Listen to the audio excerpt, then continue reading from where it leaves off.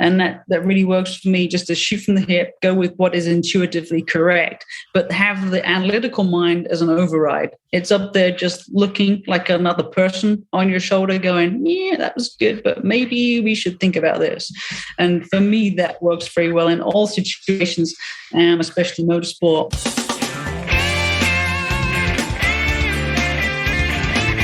Welcome to the Your Data Driven podcast.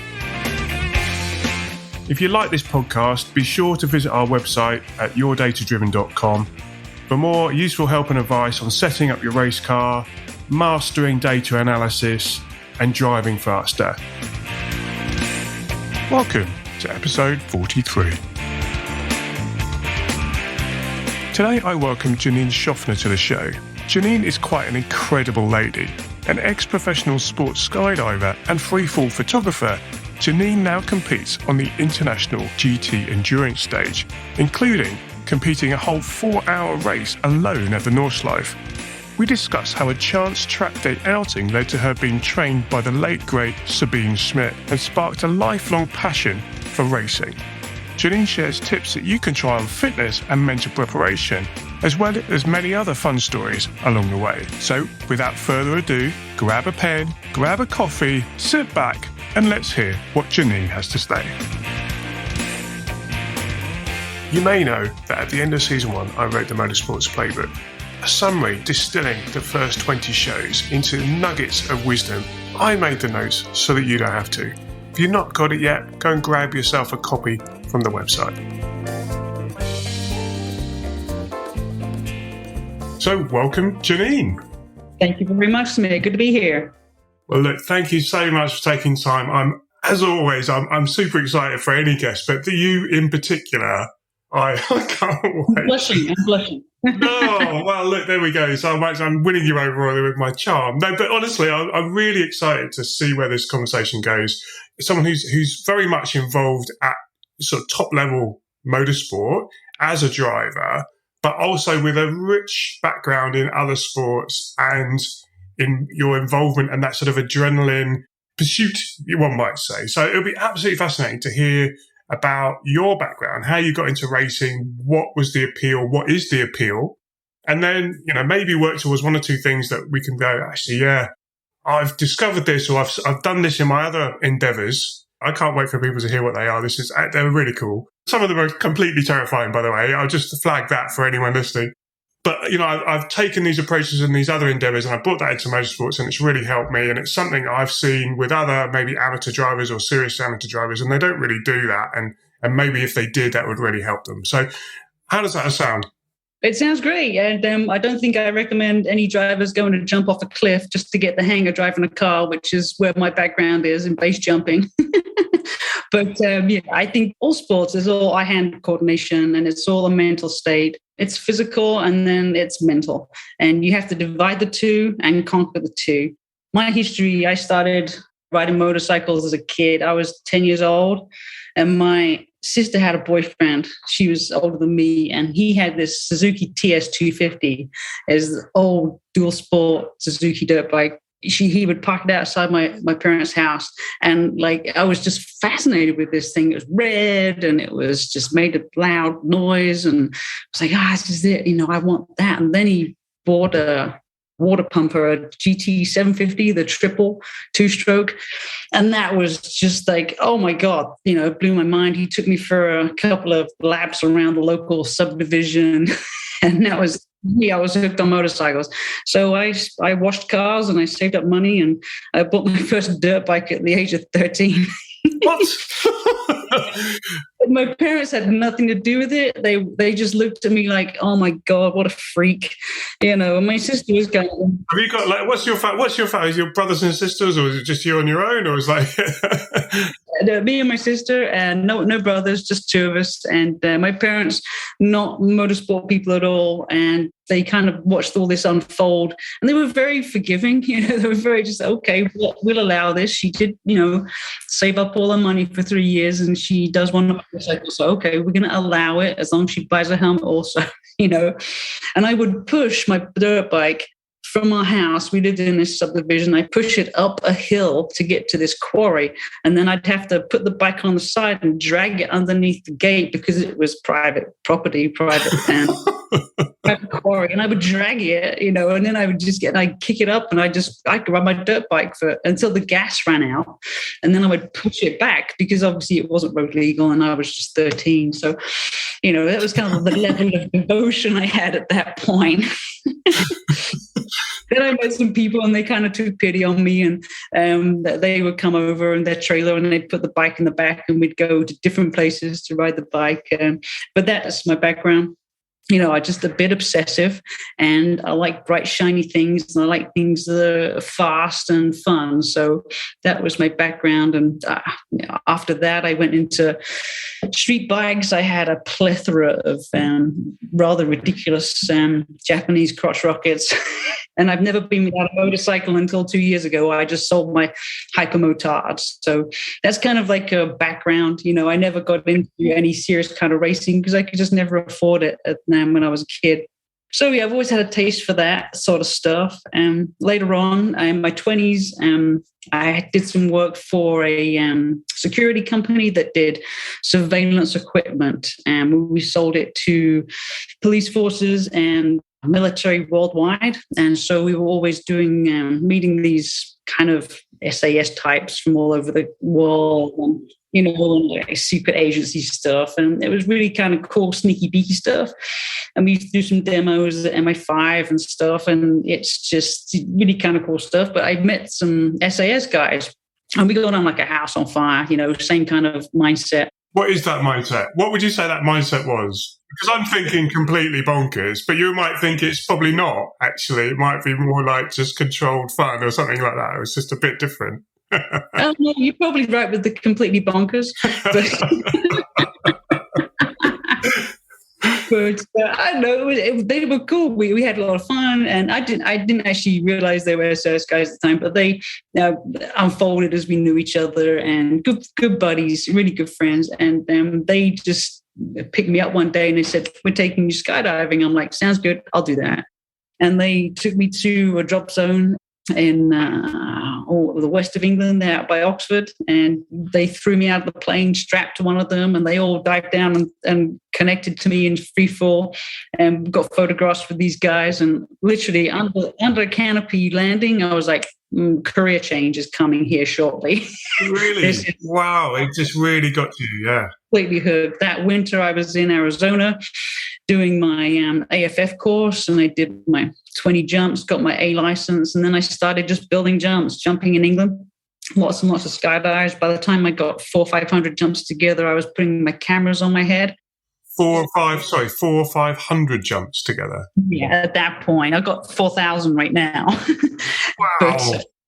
But there's not so many. I have friends that have 12,000. So, I stopped jumping about 18 years ago. So, this is all. I shot the cameras to my head because I was a photographer, and I started making my money by filming and photographing people. And that led me to America. And I got thousands of jumps in America, filming, photographing people, competing with my husband, John, in a free fly team, taking it pretty seriously, doing 4, 5, 6 competitions a year.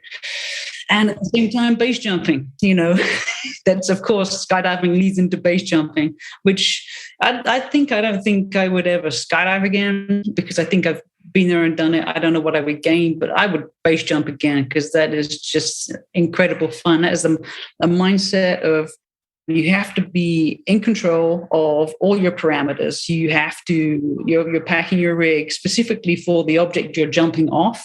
So it's a low object. You want to pack the slider down for a quick opening. You want to have a big pilot chute so that pulls the canopy open quickly. Got to be very careful. You pack the canopy so it opens head on. You don't get an off-heading opening, which is what most people have accidents with base jumping. Off-heading opening turns you back into the obstacle. So very technical, and people think all base jumpers are just crazy, but the crazy ones don't last long. Yes, that's a good point, isn't it? I wonder if that's one of the hardest things to get over, in a way. It's that sort of sunk cost opportunity cost curve, isn't it? It's about, you hear about people when they're trying to like Mount Everest or something and get up and literally they're on the final push and they've spent weeks and months and a lot of money to get to that point, and the weather changes and it's literally you have to turn around, and if you don't, you're not coming back. Exactly. And I think when I think of this situation, I think of that scene in Saving Private Ryan where they're storming the beach and the guy gets his arm blown off, but he stops and he turns around. I know it's fiction, obviously, but this is the same mindset. He turns around and he goes and picks up his arm because he's had that his whole life and he needs it. And then he turns around and he goes back to storming the beach because his mindset is set on storming the beach, and that didn't last very long, I'm sure, because he would have put out. But that's exactly that mindset. That's a big no-no, and I think in motorsport also, you get to that point where I'm doing this, I'm going to do that. And, you have to be aware from a moment-to-moment basis and make good decisions. Yeah, and I think that really does translate into racing, because there's a lot of decisions you're making if you're even like starting off on your own and then going around and then trying to work out the track and find a line and find out how to explore the limits of your car and that kind of thing. And then the next thing is, if you're in competition with someone else, it's a case of, well, what's the right point to be all in or to leave it to fight for another day? And that it's not always an easy thing to think about. Some people don't think about it at all. Which never ends well. I think in this situation, in most situations, how I like to operate is I like to shoot from the hip. And that really works for me, just to shoot from the hip, go with what is intuitively correct, but have the analytical mind as an override. It's up there just looking like another person on your shoulder going, yeah, that was good, but maybe we should think about this. And for me, that works very well in all situations, especially motorsport. I like to shoot from the hip. I do what feels correct. But then obviously I have the analytical check. It is always going, yes, no, yes, don't do that. Yeah, that's really powerful. If you can get that in balance, that balanced well, because, so someone like myself, I race as well, but I'm more of an engineer, so I can be a bit over analytical in the car. So it kind of slows me down a bit, and I don't push or take that extra risk. So mine's like a bit too much, maybe too dominant one way, and then there's other people who aren't doing any analytics in their head at all, and and then there's, I think what you're talking about is somewhere in the middle, which is absolutely fascinating. So how did you get, because it's not just skydiving and motorbikes, and there's horse riding in here. There's, so how about, what else? How do you get from that point, from like skydiving? And I've seen some of the pictures actually you took, which are absolutely phenomenal. I mean, they're just completely inspiring, I think, beautiful pictures of people skydiving. But then how do you get from that to like, well, actually, let's go racing cars? It is bizarre. And basically, when I kind of came out of skydiving, there was a little hiatus of a few months, and then myself and John own a large amphibious airplane, an Albatross. It's a 100-foot wingspan and twin engine, built in '53 as a really cool plane. And we were kind of flying this together as pilot and co-pilot. And Red Bull energy drink approached us, and because we know those guys, all of my skydiving buddies are on the Red Bull Air Force, and we were chatting, it'd be cool if Red Bull, sponsored the plane, and we did cool stuff with it, and Red Bull loved that idea. And for 5 years, we were pilot and co-pilot, because both John and myself are commercially rated pilots.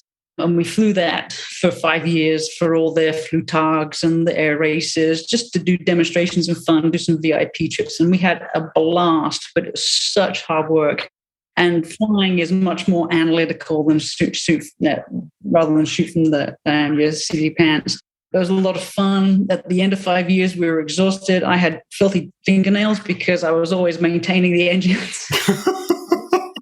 It was one of my jobs to pre-flight the plane, and it's a 1953 airplane with radial engines. So, I'm hanging off the nacelle like 20 feet off the ground, checking oil and IOC levels and this kind of stuff. And it was a lot of fun, but I was like, yeah, maybe it's time not to have dirty fingernails. So the contract kind of came to a natural end. And I was ribbing John. I was just like, like, you've never had a decent car. John's just not a car guy. He just drives to the store sort of thing. I'm like, come on, you can afford a decent car. You should have a decent car. And John's so analytical. We're completely opposite. He's the analytical one. I'm James Hunt. He's Nicky Lauda.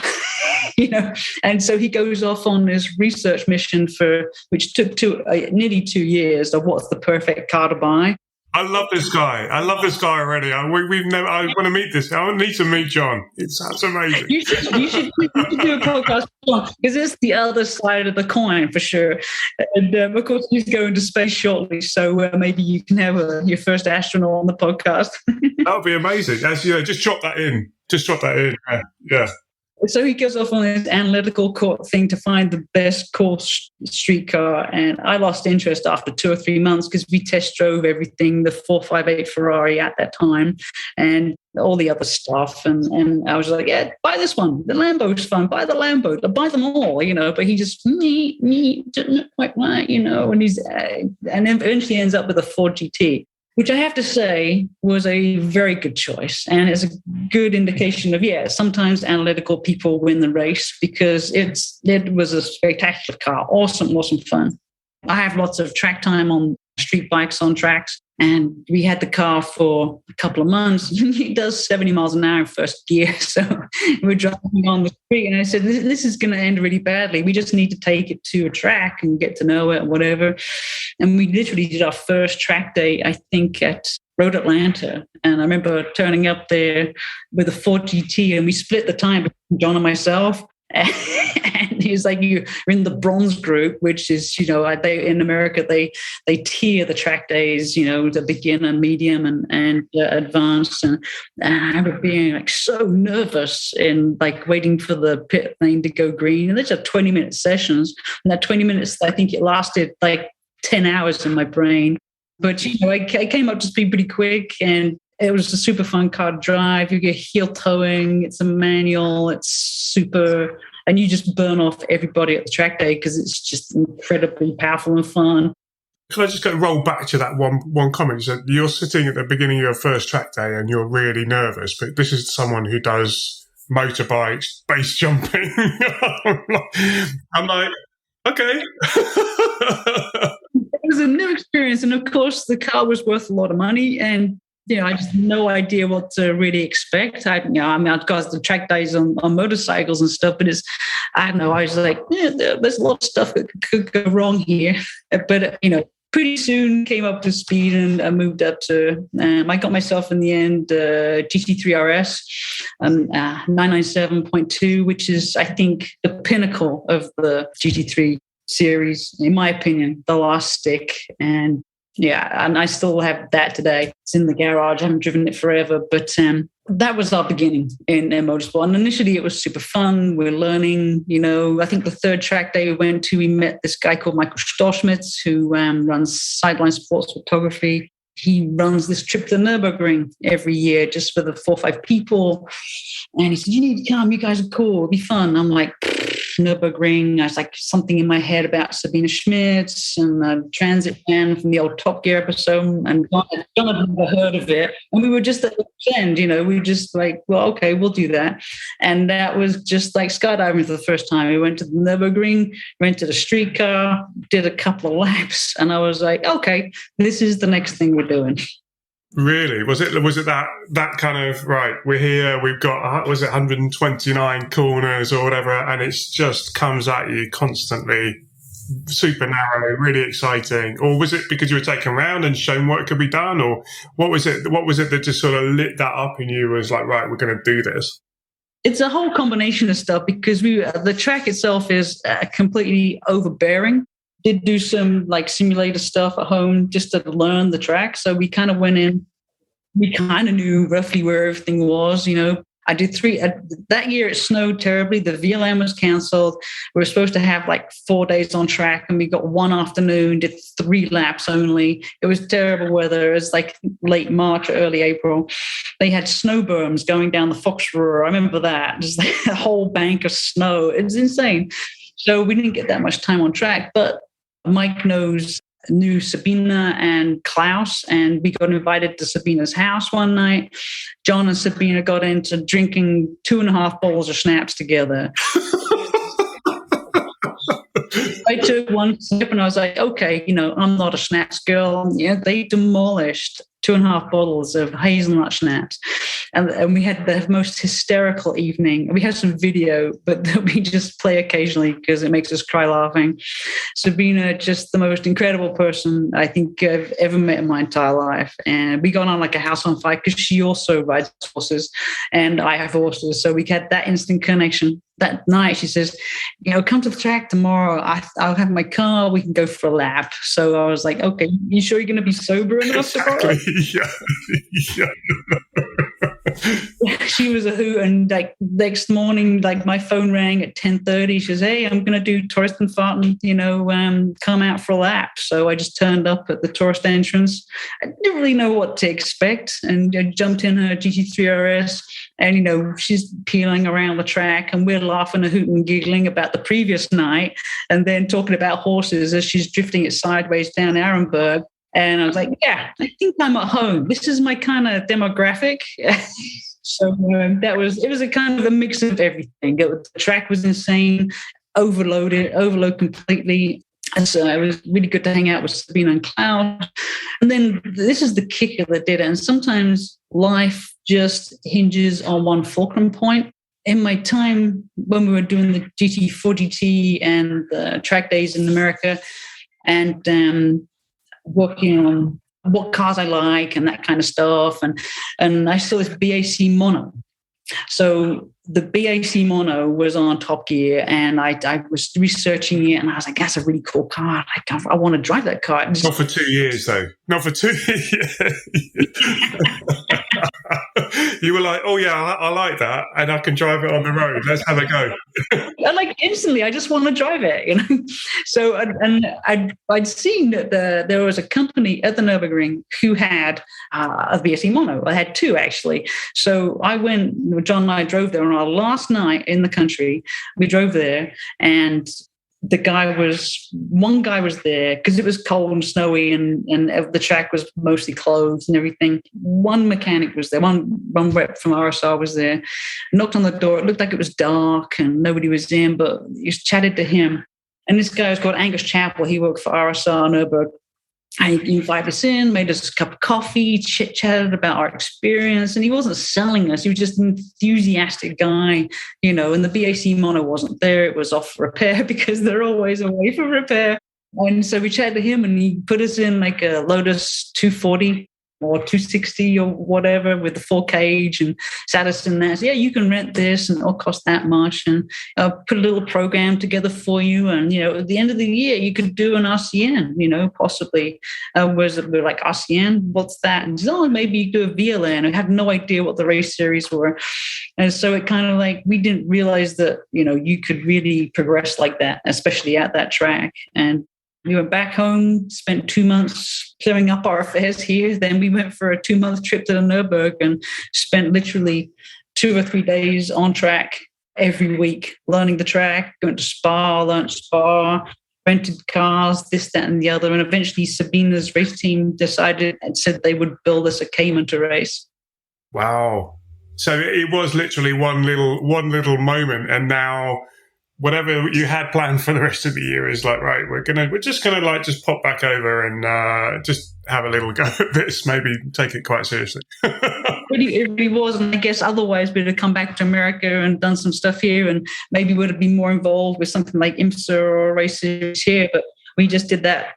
Yeah, so that's the fulcrum point, it just everything hinged on that, and I like the way it's turned out. We have so many good friends and such good times the last 10 years at the Nürburgring and racing in Europe. So I'm happy it went that way. I'm sure I'd be saying the same if we raced in America and we were involved in IMSA or something. Yeah.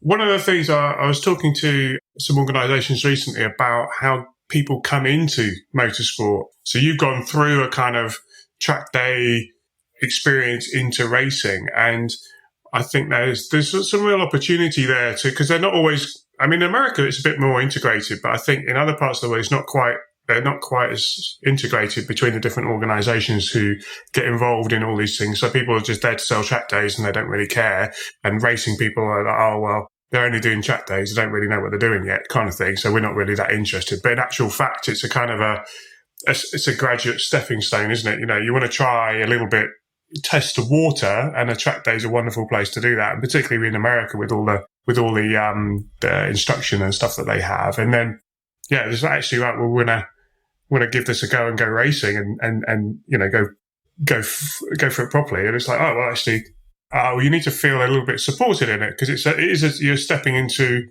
a world of unknown. It's like, you mentioned horses. I mean, if I wanted to start horse riding competitively, it'd be like, well, where do I start for that? I haven't got a horse. I haven't got experience. I don't know what the events are. You know what I'm saying? There's all this kind of stuff to learn that you kind of need a bit of a hand holding. So it's wonderful that you've had that from the beginning there, really, which is great. It's funny, the transition for us, we did that year in Europe, and mostly at the Nürburgring and Spa and some other tracks also. And then at the end of that year, which is September, October, we did the RCM, which is like a time trial with some speed laps also at the VLN. That was our first official race in Germany.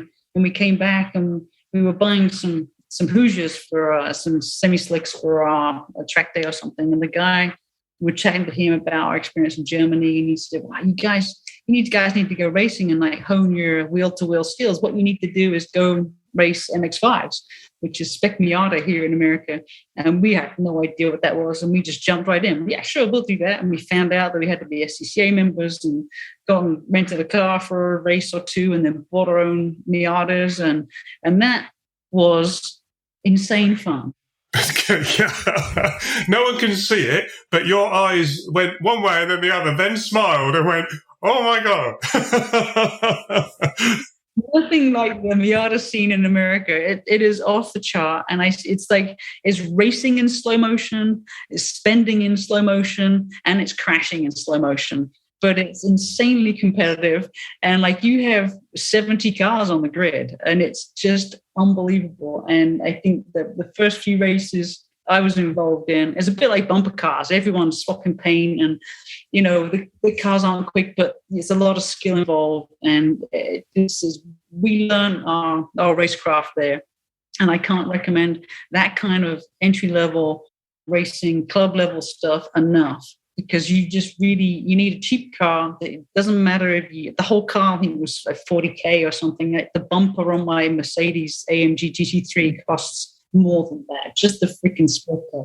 It's really good to be in a car that's safe but slow. But you know, you can bin the whole thing, and you're not going to be too stressed about it. Yeah, we did 2.5 years of spec Miata, and also in the winters, because in the summer we go to Nürburgring and Europe and race there.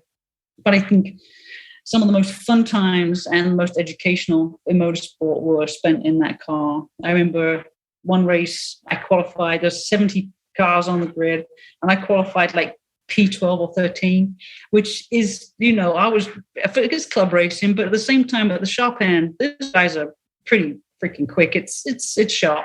Like, I was proud of myself. I was like, oh yeah, I would be over the moon with that.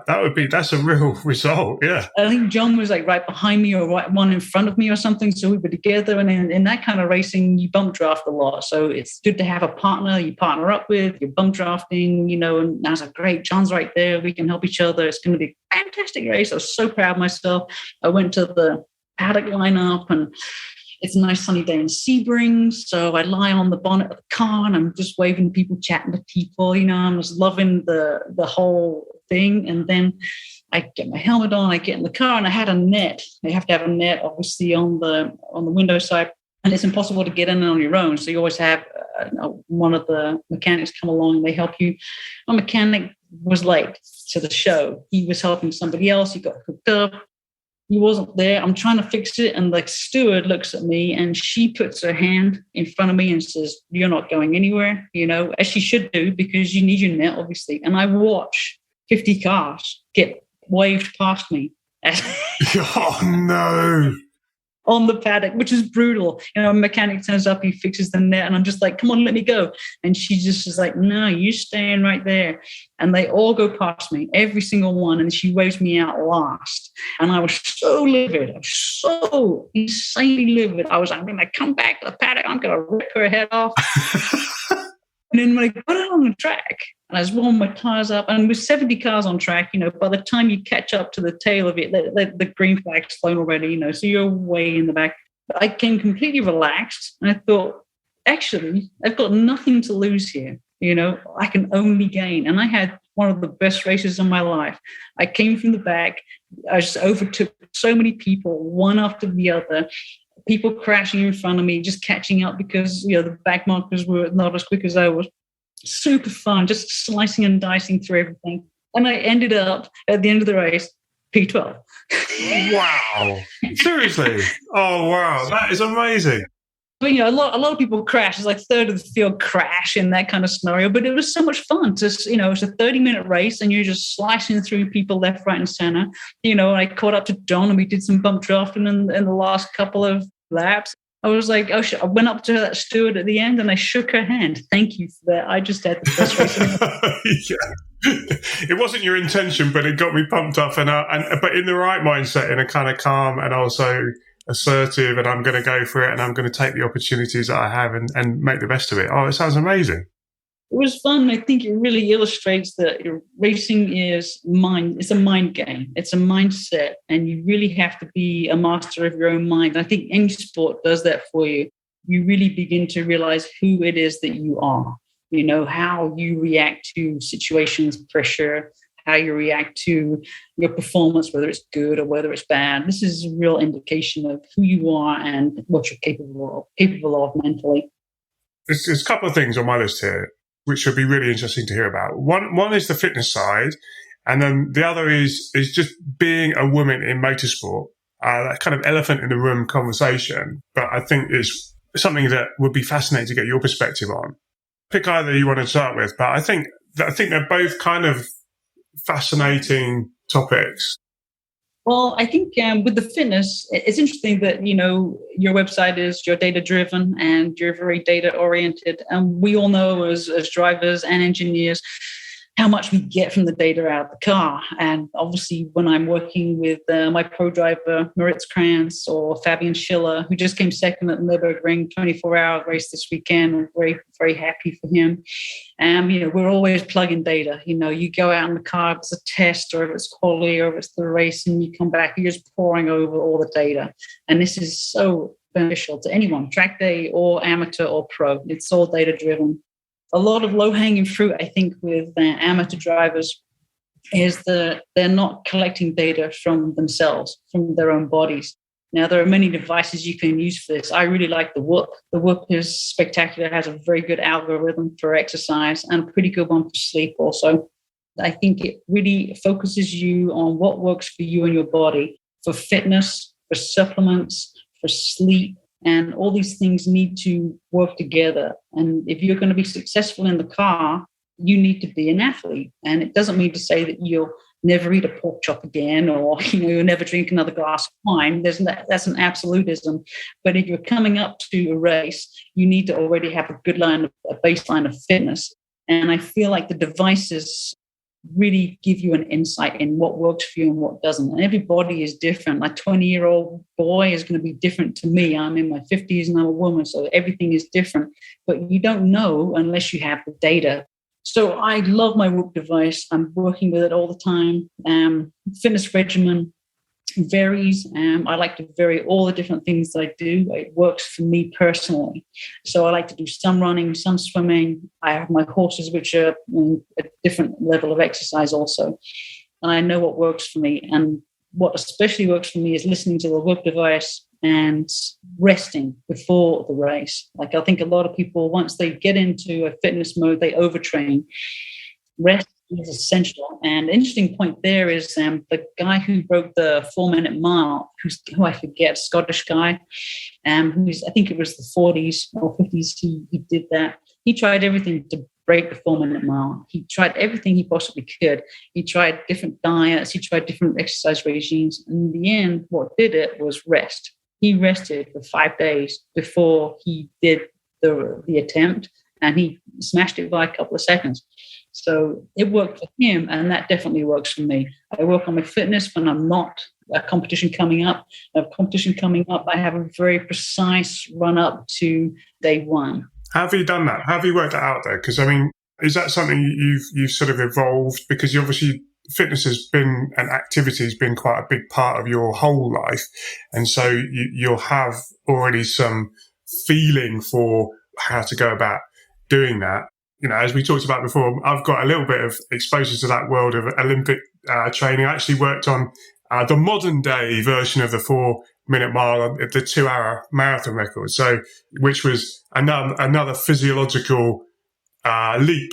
You know, is this even possible to run a marathon in under 2 hours? And obviously it was. So, but that was very, very much, that came down to the humidity of the atmosphere. We actually had a week window for that program. So although we anticipated doing it on whatever day it was at the weekend, if the weather wasn't right, we were going to delay it until, you know, the other day. So it got to that level, but we don't have to, in amateur race, you don't have to get to that point. But how do you know if it's working or not? And, you know, how do you know what to try? And the Whoop comes in, and there are other devices that you can use. The Apple Watches, you know, there's no professional athlete using that.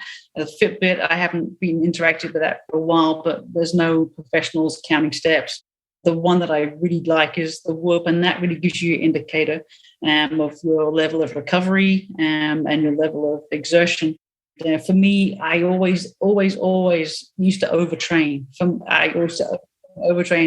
there was a mistake I made. And then it's only recently in the last, I would say, 5 to 10 years, I've realized that, it's not the best thing. You know, you need to have a good base level of fitness. And then coming up to the race, you need to rest and recuperate and have all that energy in store, you know, especially for something like the 24 hours of the Nürburgring, which you start on Wednesday and it ends on Sunday. And really, by the time they drop the green flag, I'd be exhausted because you have all these programs written into your schedule. You know, you've got the engineer meetings, you have meetings with AMG, you have schedules for signing of the fan card.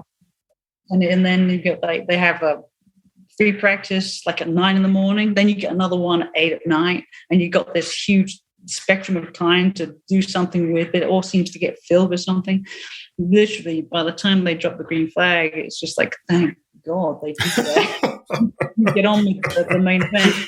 So you learn the hard way. And I look at every race now. I get the schedule and I work to each one. I see there's a gap in the schedule. I'm like, I'm going to have a nap there, you know, or like I'm going to do some stretching or some yoga or whatever I need to do.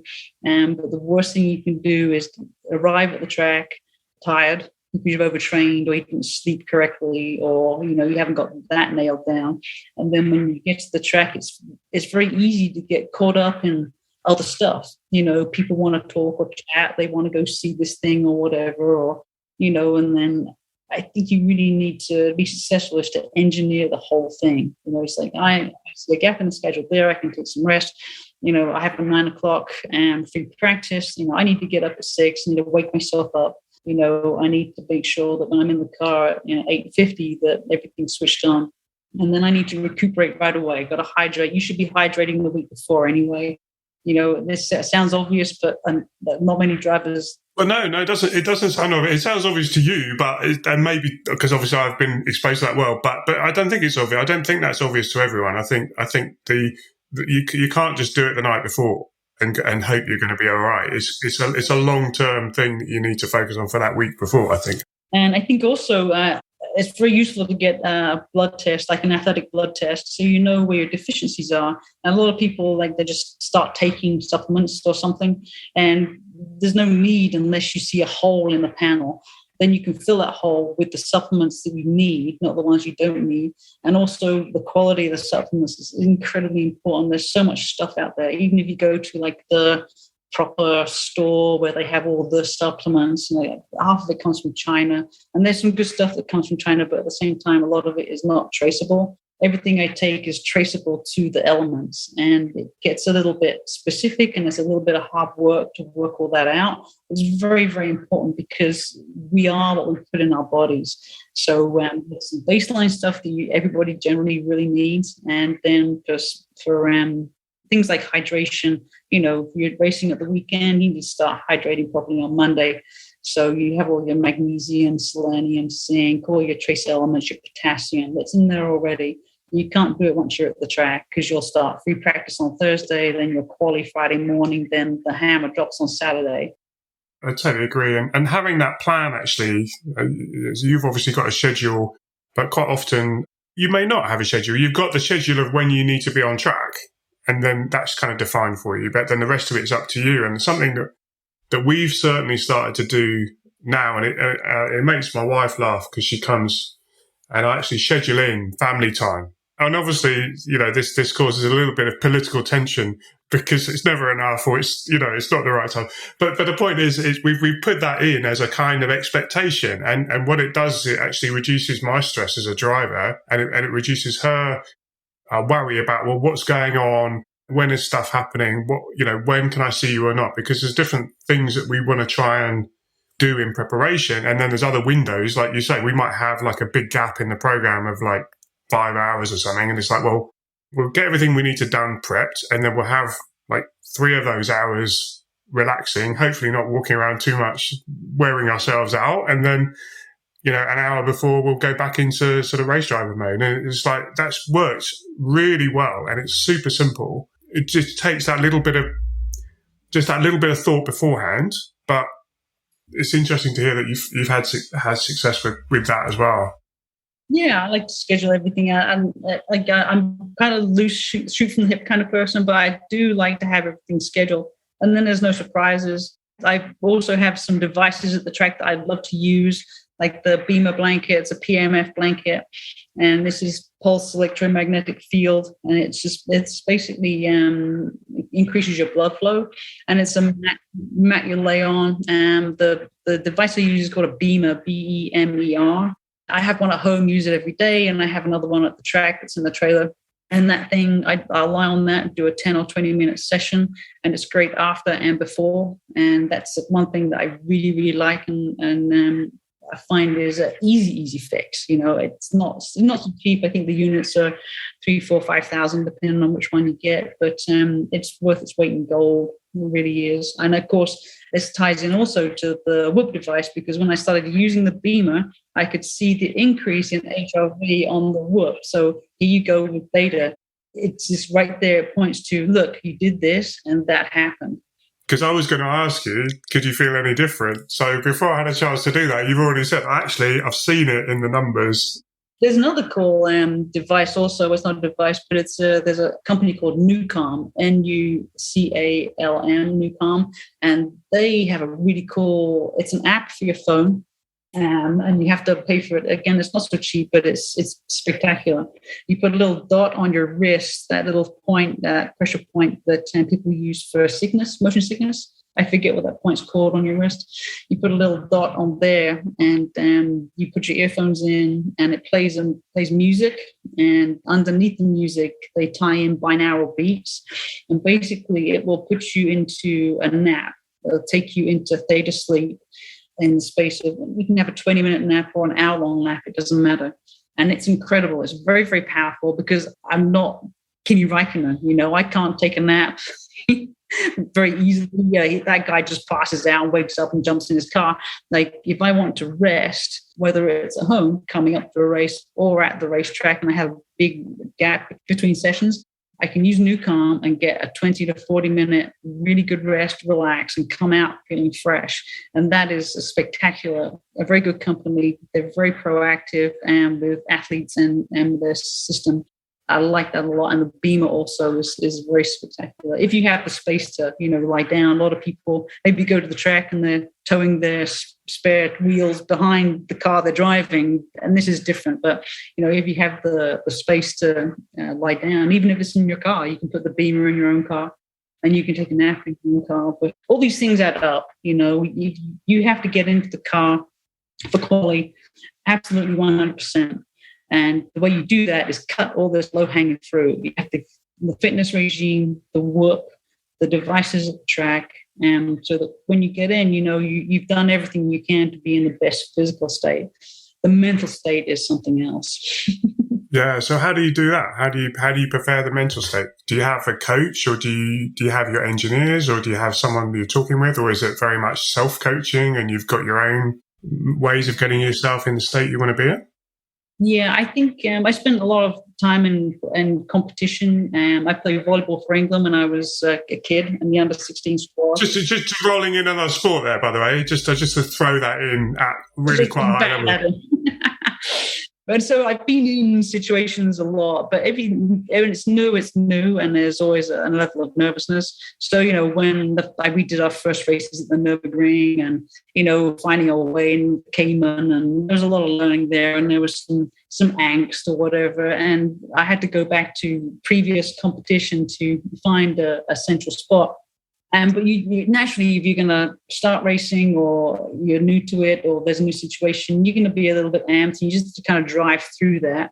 But when you come out the other side and things are familiar, then you need to be in a good mental state. And I find if you're physically good, the brain will follow. And then you also have to you have to do your mental work. And there's plenty of things you can do for this. And that whole subject is a myriad. For me, I can find center quite easily because I go back to my previous sports. And I think the biggest one there is base jumping, because you have to find your center pretty quick when you're just about to jump off a cliff. And it comes naturally because you're at that kind of make or break moment. I've done everything I possibly can to make this situation perfect. Here I am. The conditions are good.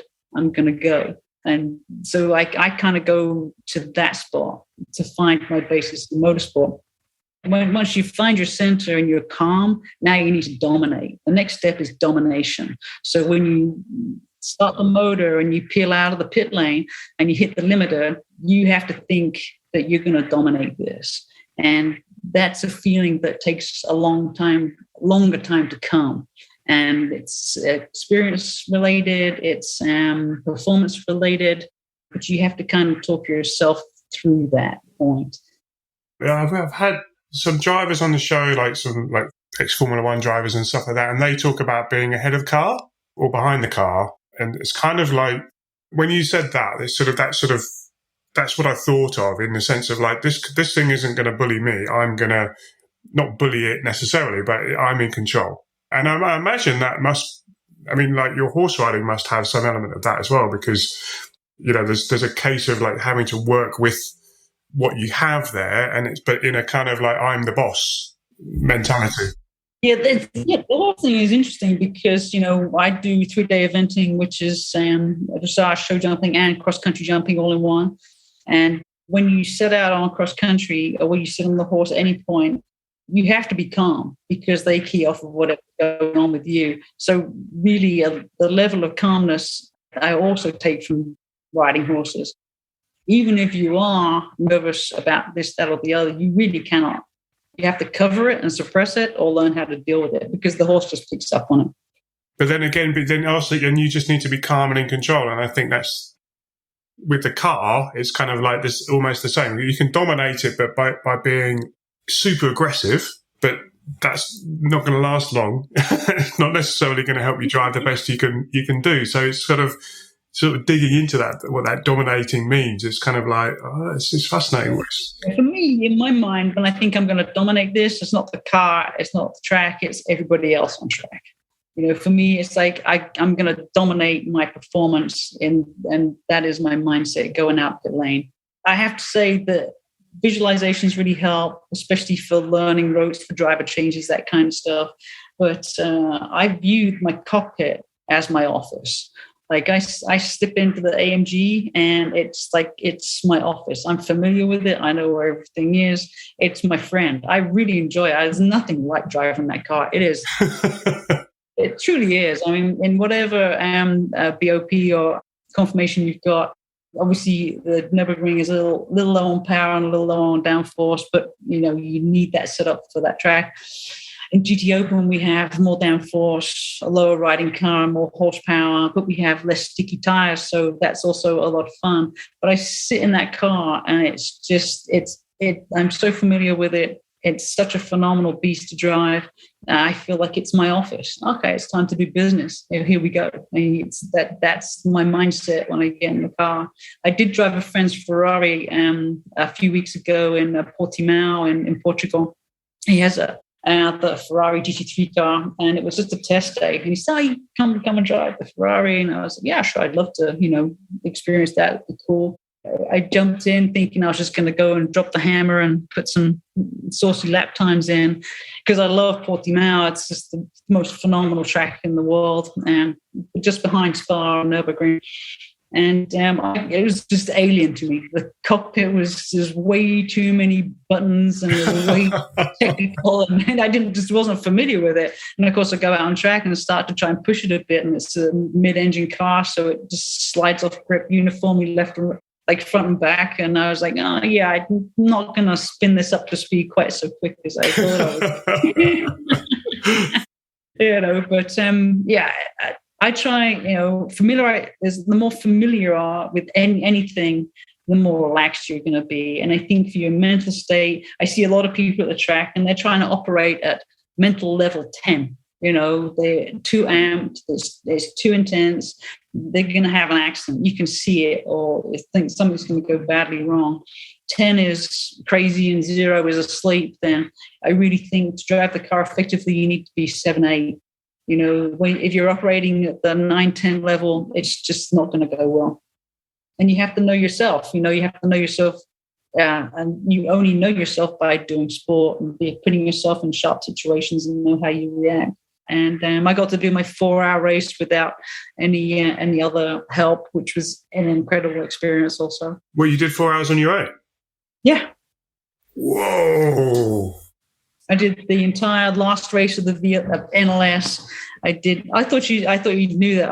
I should have told you that. So it has been done before but it's usually GT3 teams will put one driver in just for testing. So they'll go out and in the race, they'll do 5 laps, come in, check some stuff, go out. And so they're not really in the race.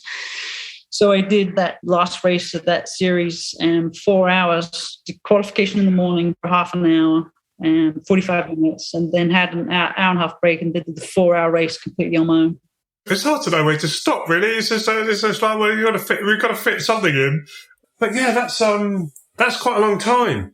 It is, and it's interesting. And when you think you know yourself, I'm 57 this year, and if you think you've done a whole bunch of stuff and you've discovered a whole bunch of stuff because you've nearly died many times, and you've been through life's experience or whatever, that 4-hour race was very educational to me because I set out in quali. I qualied reasonably well. My mindset was like, if I crash the car, I won't have to do the 4-hour race. And I usually drive with a little bit of margin, but I was like, fuck it. If I crash the car, John won't mind because, he's crashed so many cars and he can't complain if I just do one chassis. So I drove like, if I crash, I don't have to do the race, but it turned out good and I got a good quality. And so I had to do the race. And then I was like, I didn't even do that right. Don't even crash the car. What the hell? And I got to the grid, and the whole grid process takes a long time, LLS. And you do the whole outlap, which is 27 kilometers of outlap. It goes on for freaking ever. Then you get to start your 4 hours. And I went through so many different emotional states from like, I'm nailing it. This is awesome. Like to, God, again, do the Fox Royal? What the hell? Like, what am I doing? Like, can I manage to complete the race without peeing my pants? Or, it's like, what's going to happen here? And like at the end of stint 2, I was like, I'm just going to call it. There's no reason I don't have to finish the race. I can just stop at any point. And then halfway through the 3rd stint, I was just like, you're an idiot. Whose idea was it to do this? And then like I got this buzz, this like post this after a while, I was just like, I'm nailing it. I'm loving it. I'm like, this is my 25th lap and it's awesome. It was like this. It was so funny. And then getting the nutrition right, running up to that, and then having the goo packs. I love the goo packs. They keep me alive. I should have mentioned those two. But yeah, that was the whole thing. That's amazing. I want to ask you, I'm looking at the time going, where's that time gone? It's been amazing. I do want to ask you about being a woman in motorsport. I just think it's one of those things, talking about finding the right level and going out to dominate and all this, the mind side of stuff. I think it's quite a nice segue into that. My perspective, to set the scene, is actually motorsports is one of the most inclusive sports on the planet. Like, from a rules-based point of view, there is no separate male or female championship for Formula One or the top things. You can go and do it. And I think that point gets missed quite a lot. However, traditionally, it's not been that inclusive to people. So how has it been for you? And how do you see your position in that world? Is it something that you're just not even interested to discuss? Or is it something that you feel, oh, it'd be nice to have a few more girls on the grid? Or, driving, what is it what's your perspective on it? I don't know. I think interesting enough, the horses is another sport where it doesn't matter if you're male or female. There's a level playing field. I've never really been bothered by that whole thing. My whole life, I just kind of, I just cruise into it, and it's kind of fun to be in the boys' world. At the same time, I wish there was more women in the sport, but there's plenty coming up now, and there's plenty making. Not having to be on an all-girls team or an all-girls series. There's plenty of people coming up, and we've got fantastic people like Catherine Legg. We've got Jamie Chadwick now coming up, and Christina Nilsson, I think, won the Inter Championship in 21 or 20, was it, I think? And now Rima Trafali from Saudi, she's actually part of the GT Open Series with me, and lots of women coming up. And I think eventually, here shortly, we're going to see our first Formula One, not our first Formula One female driver, but first modern time Formula One woman driver. Maybe it's Jamie, I don't know. We'll see how it goes. But, we've had a whole, just 100 years since they gave us the vote. So things are, or should I say, they gave us the vote, we earned the vote, or we fought for it, or whatever, however you want to phrase it. But things are coming, and I think a lot of girls are raised and they're given a dolly, and the boys are raised, they're given a toy car, and it kind of starts there. We can discuss nature versus nurture for the next 20 years, and we're not going to come up with any kind of solid resolution. But there's more and more women involved in motorsport, more and more girls in karting. And truthfully, it's the karting that will take the person to the highest levels of sport. If you're not karting by the time you're 8, then maybe you're not going to go to Formula One. So we're seeing more and more inclusivity as parents become less kind of gender obsessed. And we'll see more come up. For me personally, in motorsport, it's no different to any other sport that I've been in that's male dominated.